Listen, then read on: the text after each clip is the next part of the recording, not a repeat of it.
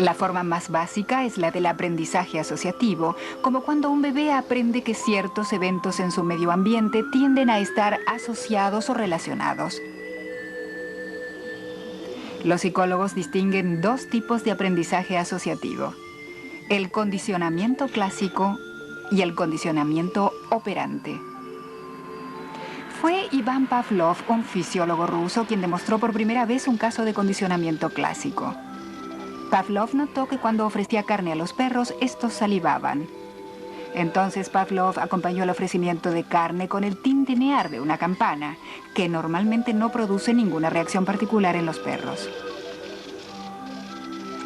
Asociando la campana con la comida, los perros salivarían al solo tintinear de la campana.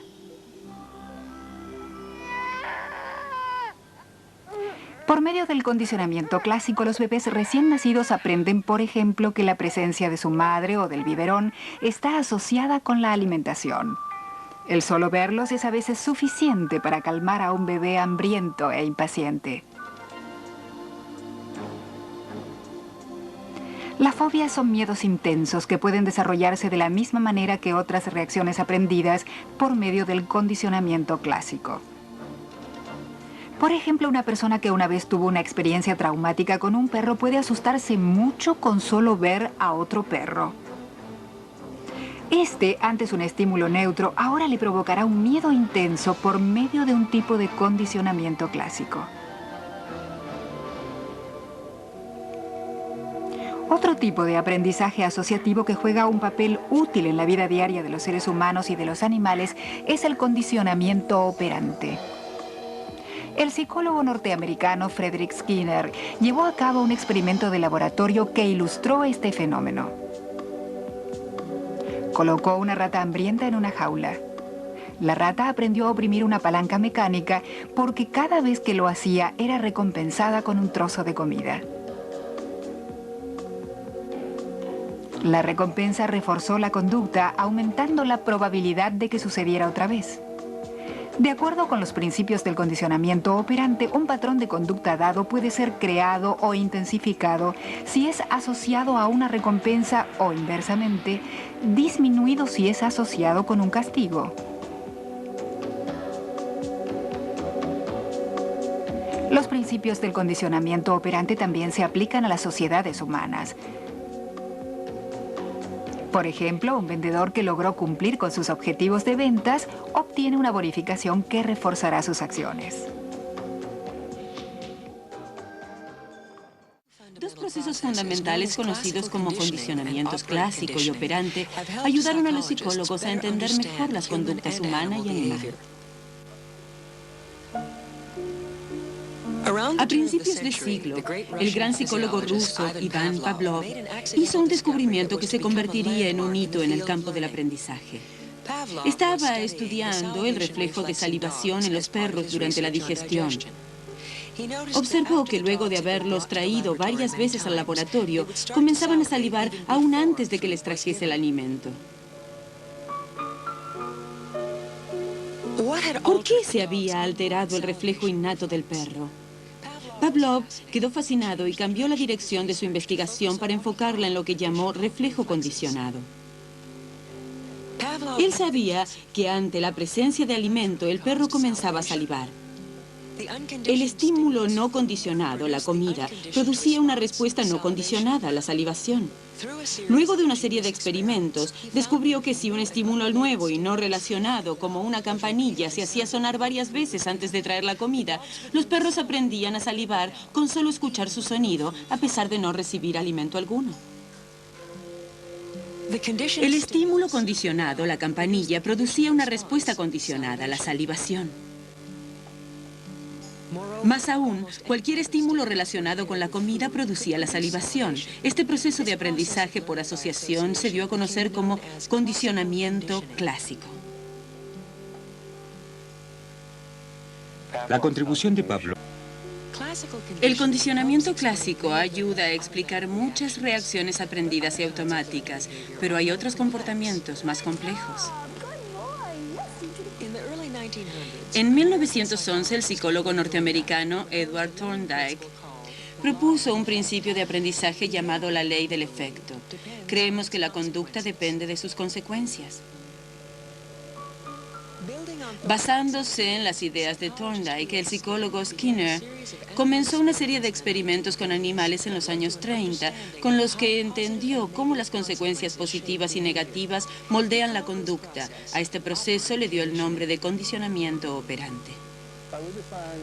Lo definiría como el modelo de una conducta para asegurar una consecuencia determinada. Les daré un ejemplo.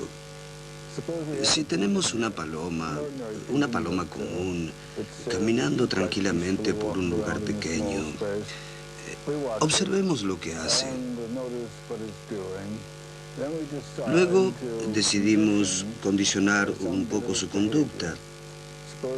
La paloma debe desplazarse un poco hacia la izquierda.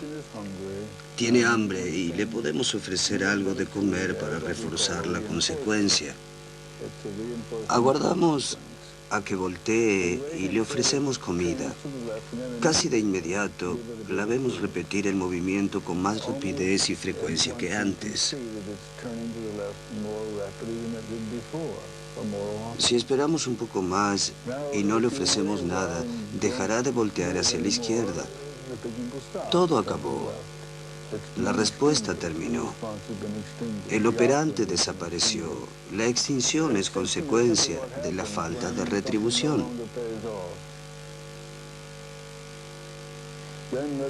Digamos que repetimos la acción, pero solo cuando hay una luz encendida. Entonces, la paloma volteará solo cuando la luz esté encendida, no apagada. Hubo una discriminación. Supongamos que se estimula la conducta solo ante la rapidez. La paloma comenzará a voltear más rápido. O se puede programar el refuerzo con determinada frecuencia. Hay ciertos programas que hacen que la paloma voltee rápidamente durante un determinado tiempo. Hay varios tipos, contingencias de refuerzo, formas en las que el refuerzo tiene incidencia en lo que hace a la paloma. Y en el laboratorio, bajo condiciones favorables, se puede lograr un control completo. La conducta está moldeada y mantenida por sus consecuencias. De esto se trata el condicionamiento operante. Funciona con la gente. Se puede hacer lo mismo y otros lo han hecho. Una vez un profesor me criticó públicamente por televisión. Entonces sus estudiantes decidieron moldear su conducta. Se pusieron de acuerdo en no sonreír ni asentir, a menos que se parase sobre una esquina de esta plataforma. Muy pronto comenzó a pasar más tiempo parado sobre esa esquina. Luego decidieron no sonreír a menos que estuviese mirando el pizarrón y me dijeron que al final de la hora estaba hablando mirando hacia el pizarrón pero sobre su hombro. Funciona, aunque no todo el tiempo, porque la gente hace muchas otras cosas, además de responder a las consecuencias de su conducta. Bienvenidos a la farmacia de la píldora roja. Uno más del patriarcado les saluda y les da las gracias por escuchar el día de hoy. Iván Pavlov fue un fisiólogo y psicólogo ruso nacido a mediados del siglo XIX y llevó a cabo esta serie de experimentos, entre otras cosas importantes que él hizo a lo largo de su carrera, que ejemplificaron muy bien la forma en la que el condicionamiento logra crear y moldear poco a poco nuestra forma de ser, incluso nuestras fobias, la manera en la que manejamos la ansiedad. Y me parece importante porque socialmente nosotros hasta cierto punto aprendemos a aplicarlo con los demás y aprendemos a responder a los estímulos que los demás nos van aplicando a nosotros a su vez. Obviamente, la mujer es especialista en aplicar el condicionamiento de estos estímulos para poder controlar nuestra mente. Y es que en el video pasado decía que el hombre tenía que aprender a gobernar su biología, y sigo siendo un fiel creyente de que el hombre que aprende a controlar sus instintos tiene una ventaja sobre las demás personas e incluso sobre otros hombres que le dan puntos extra para poder desarrollarse en la vida. Y esto lo decía porque la mayoría de nosotros desde que somos niños, y lo decía Esther Vilar, somos adoctrinados y puestos en un sistema de desventaja que no logramos detectar y que algunos nunca lo van a poder hacer y que nos convierten básicamente esclavos del sistema legal, de la sociedad y de la mujer. Y es que recibimos estímulos muy pequeños y aprendemos a hacer asociaciones desde que somos niños que nos condicionan en nuestra edad adulta, y poder renunciar a eso es algo bastante difícil. Por eso siempre he dicho que los hombres MGTOW tienen una ventaja intelectual sobre las personas que no han podido desconectarse de la matriz y ver la realidad.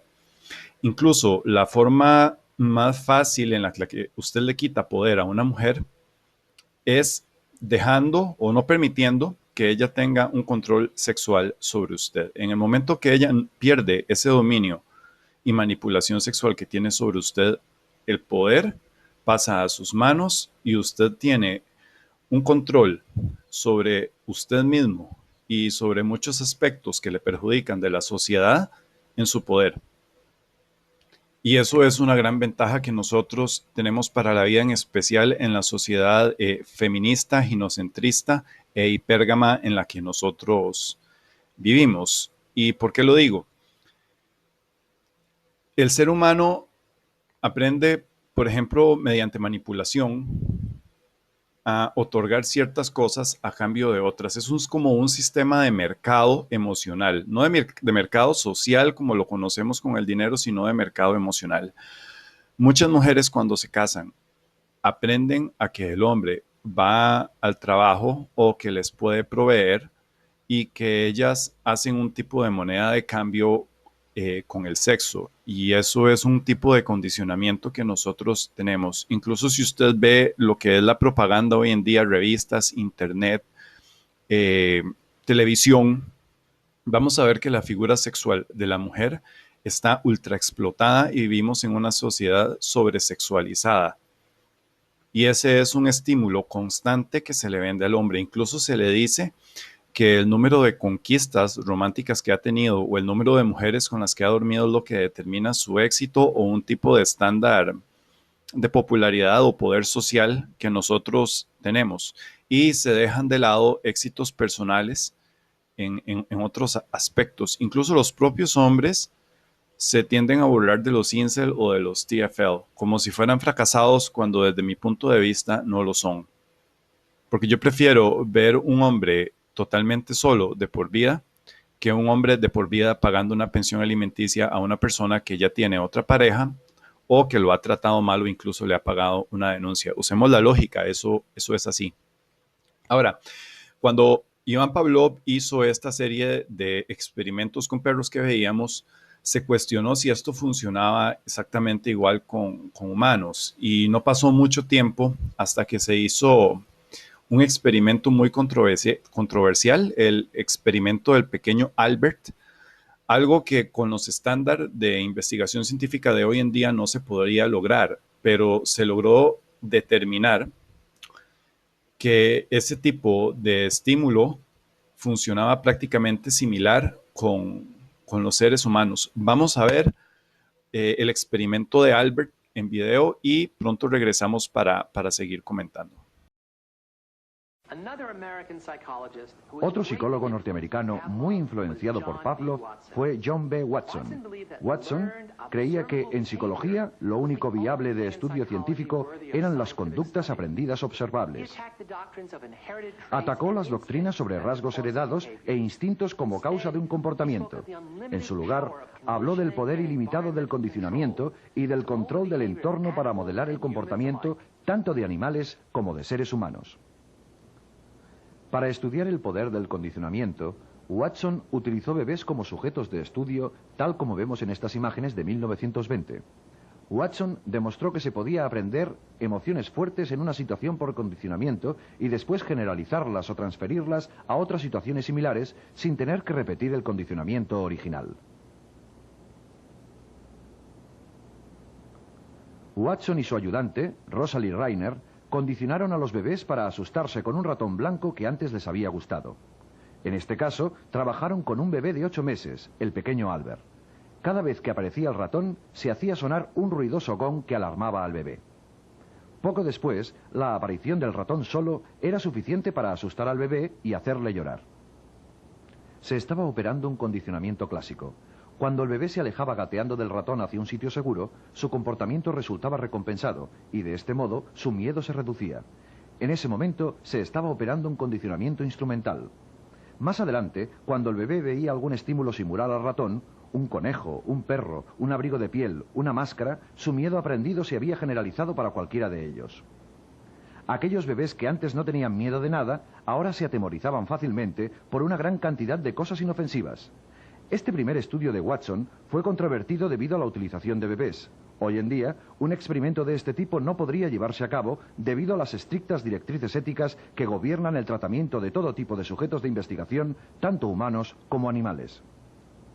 Algunos años después de estas demostraciones, un miembro del equipo de Watson, Mary Cover Jones, desarrolló técnicas para eliminar miedos ocasionados por condicionamientos naturales en adolescentes. Jones fue la primera terapeuta conductista. Pero estas técnicas llegaron demasiado tarde para algunos de los sujetos de Watson. El destino del pequeño Albert permanece en la incógnita. El experimento de Albert demostró que el condicionamiento funcionaba también con seres humanos.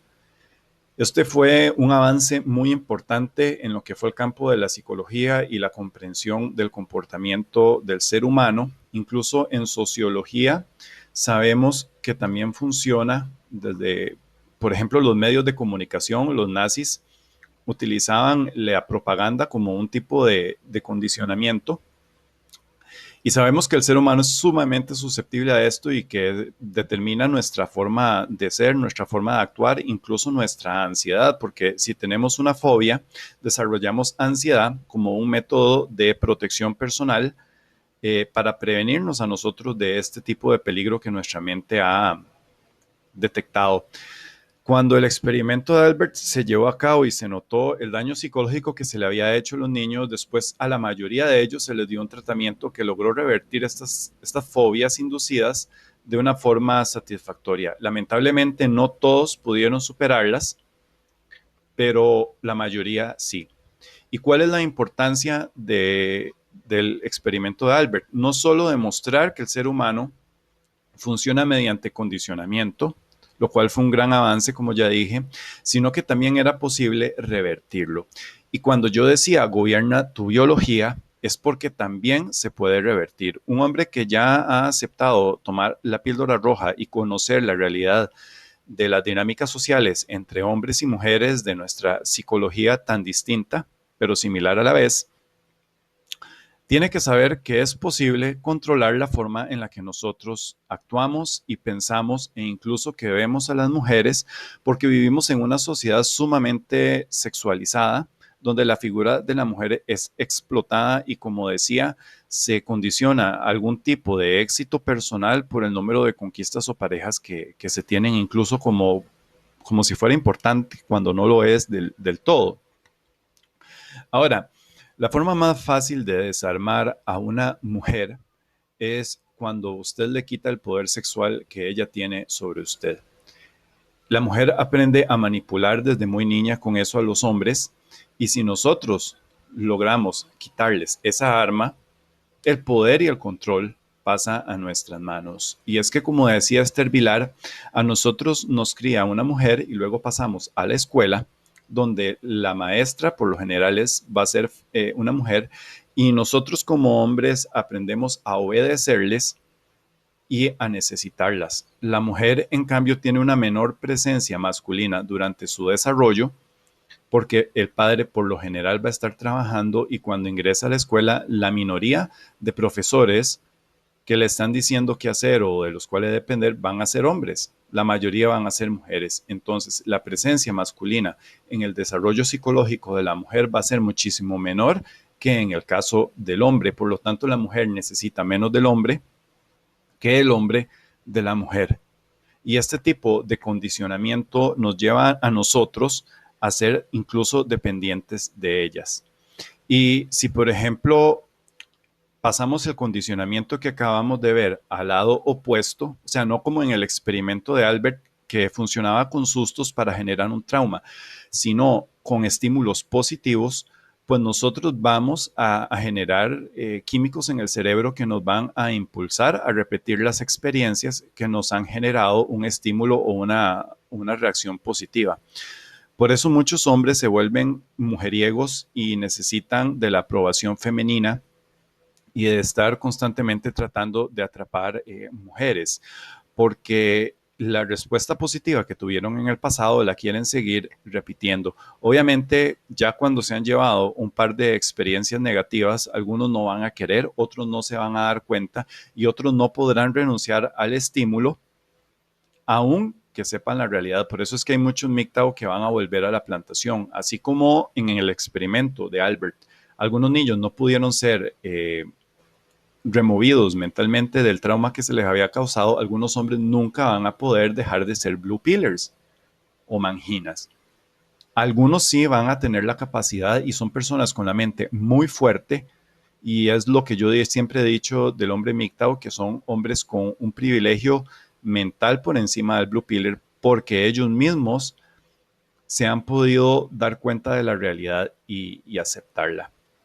Ahora, el estímulo sexual que nosotros recibimos puesto del otro lado es que el sexo es bueno, que el sexo es placentero, y nosotros aprendemos, dada la gran cantidad de testosterona que tenemos en el cuerpo, que es una necesidad biológica natural, lo cual es cierto, pero que la necesitamos. Y la mujer aprende a ir manipulando poco a poco al hombre a tocar esa pequeña campana para vernos salivando cada vez que quiere obtener algo de nosotros. Obviamente puede hacerlo también por placer, pero muchas mujeres, en especial cuando están en el matrimonio, cuando necesitan algo, ropa, o el marido sabe que les va a comprar algo, lo intercambian por sexo. Por eso es que la mayoría de hombres trabajan una cantidad ilimitada de horas y no tienen problemas en proveer a una mujer, siempre y cuando la misma les dé sexo. O sea, ella inconscientemente le está sonando a usted la campana en el cerebro, como a los perros de Pavlov, y usted inconscientemente está empezando a babear y a babear y a babear. Entonces, cuando usted ve otra mujer, aunque no tenga ningún tipo de relación personal con ella, va a ser exactamente el mismo sonido de la campana que se va a activar en su cerebro porque ha sido condicionado desde que usted es niño. Y muchos hombres incluso no logran dejar de ser mujeriegos o dejar de depender de la aprobación femenina porque están exactamente igual de condicionados. Es la campana las 24 horas del día la que les está hablando. Es el condicionamiento que tienen unido a la gran cantidad de testosterona que tenemos en nuestro cuerpo. Vamos a ver ahora otro video que ejemplifica mejor esto que les estoy diciendo y ya pronto volvemos. Se me olvidaba mencionar algo. No es que se me olvidara, es que esperaba que nos conociéramos mejor para contároslo. Mi padre tenía dos obligaciones domésticas. Siendo tan metódico como era, le gustaba acometer las dos a la vez. La primera era darle cuerda al reloj. La segunda era más placentera.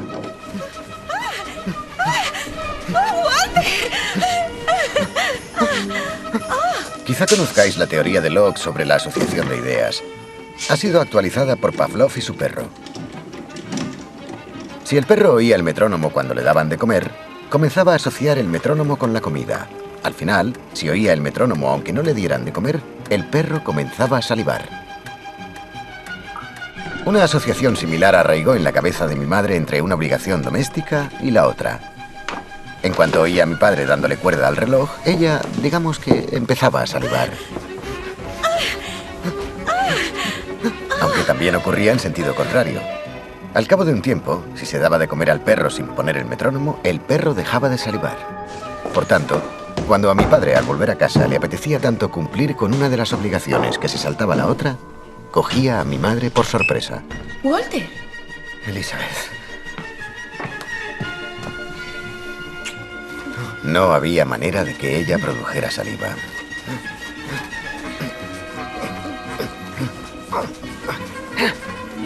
Querido, ¿no has olvidado darle cuerda al reloj?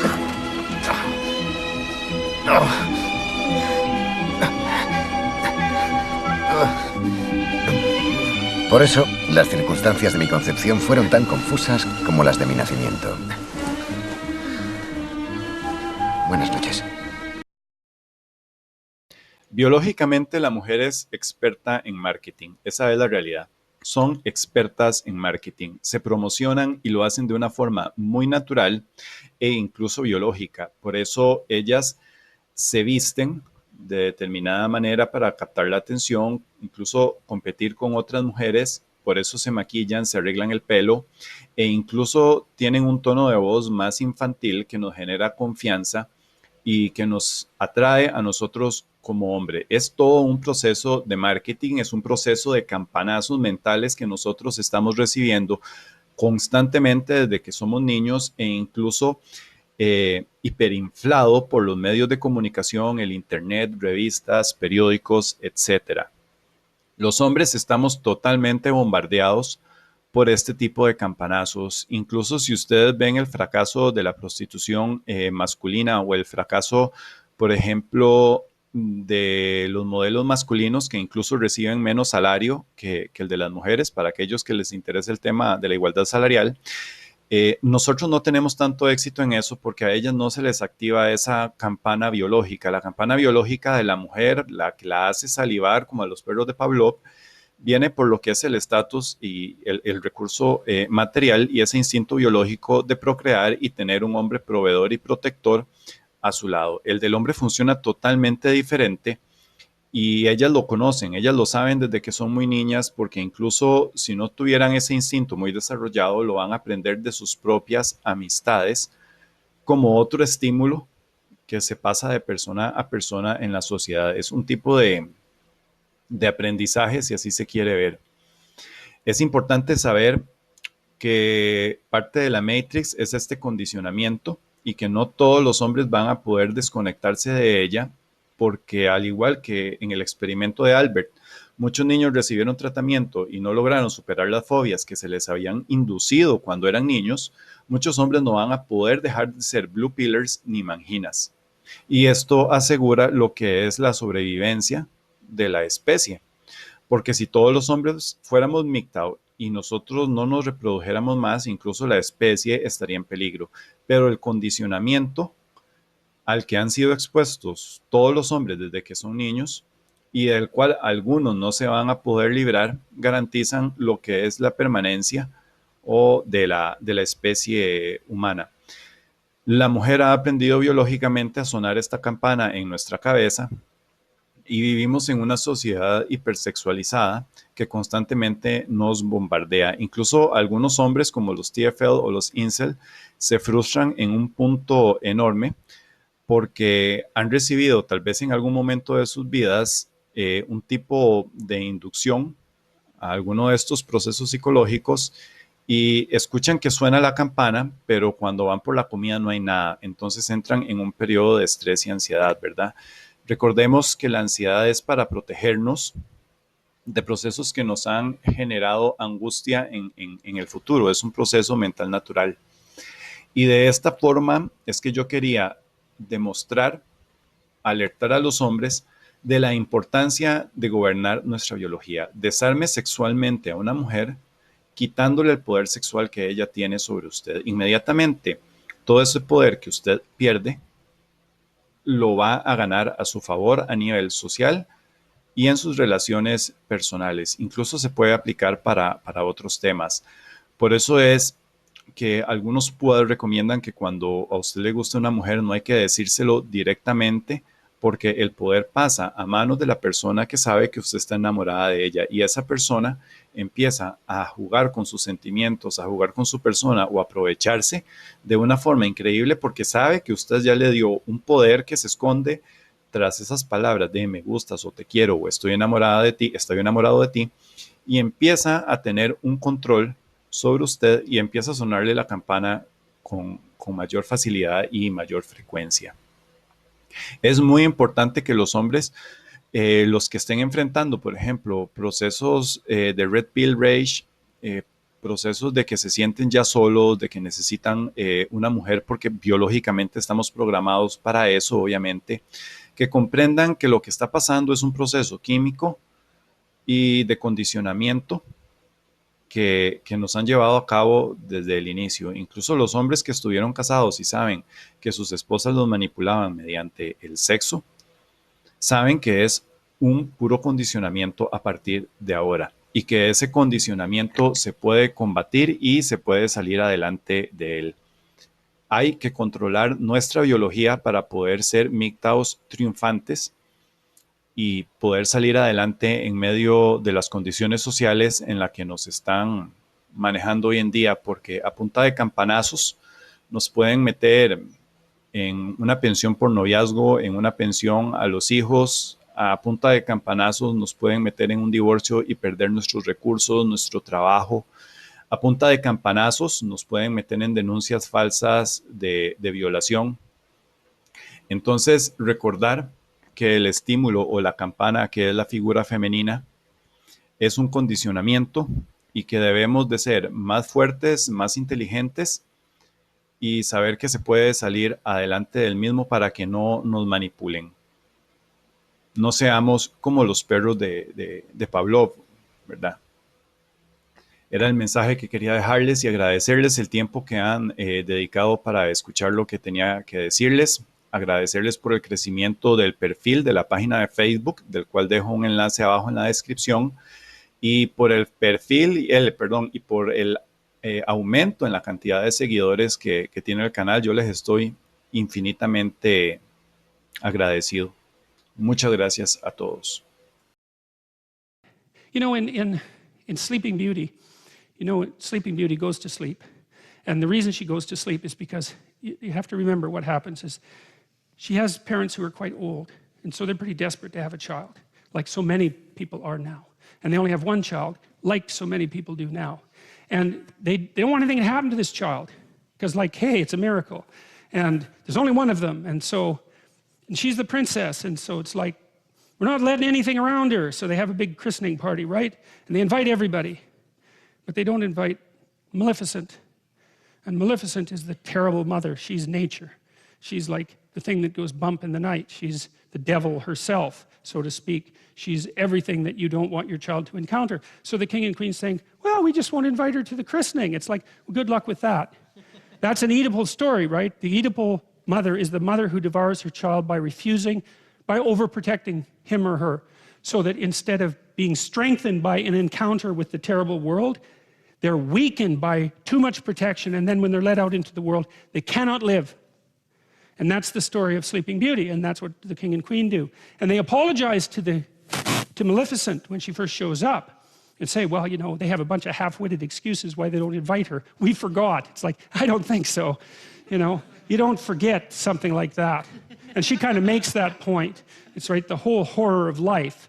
You don't forget about that when you have a child, that's for sure. You might wish that it would stay at bay, but you do not forget about it. The question is, do you invite it to the party? And the answer is, it bloody well depends how unconscious you want your child to be. And if you want your child to be unconscious, well, then you have the added advantage that maybe they won't leave home, and so you can take advantage of them for the rest of your sad life instead of going off to find something to do for yourself. Well, and then of course you can take revenge on them if they do have any what would you call impetus towards courage that you sacrificed yourself 30 years ago and want to stamp out as soon as you see it develop in your child. That's another thing that would be quite pleasant. And so that's what happens in Sleeping Beauty. Yeah, well, none of this is pleasant, and nothing that happens in that story is pleasant. So Sleeping Beauty, she's naive as hell. They put her out in the forest and have her raised by these three like goody two-shoes fairies that are also completely devoid of any real potency and power, right? There's nothing maleficent about them. And then the first idiot prince that wanders by, she falls in love with so badly that she has post-traumatic stress disorder when he rides off on his horse, right? That's what happens. And then she goes into the castle and she's all freaked out because she met the love of her life for like 5 minutes, for God's sake. And you know, that's when the spinning wheel, that's the wheel of fate, pops up and she pricks her finger, right? They try to get rid of all the spinning wheels. They try to get rid of all the wheels of fate with their pointed end. But she finds it, pricks her fingers and falls down unconscious. Well, she wants to be unconscious. And no bloody wonder. She was protected her whole life. She's so damn naive that her first love affair just about kills her. She wants to go to sleep and never wake up. And so that's exactly what happens. And then she has to wait for the prince to come and rescue her. Well, you think, how sexist can you get, that story? Well, seriously, because that's the way that would be read in the modern world. It's like she doesn't need a prince to rescue her. That's why Disney made Frozen that absolutely appalling piece of rubbish.